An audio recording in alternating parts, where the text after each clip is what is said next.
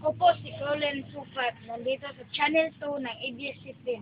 Mayroong isang malaking eroplano na maraming sakay patungo dito sa Pilipinas na aksidente, na bagsak dito sa airport at saka maraming namatay. Lahat ay namatay at isa lang bata ang nakasurvive ng pagkakrash ng eroplano. Nandito siya sa ospital ng Junior Hospital. Yo. Kausapin po natin si J. Fleur. Kausapin po natin si J. Fleur na Supat. Okay na siya.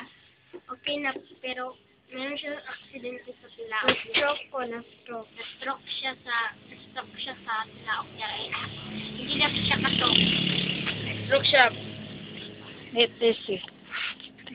Nag-IV na lang siya dito. IV. At saka nandito ang mukha niya. At ang paa niya. Lang. Ang kamay niya naputol na. Buhay pa siya. IV. Dandan. Si Dandan ang naghawid ng IV. Good job. Ito po ang news namin ngayon. Salamat sa panood. Ito na ang ABS-CBN. Manood na po kayo sa Channel 2. That's all.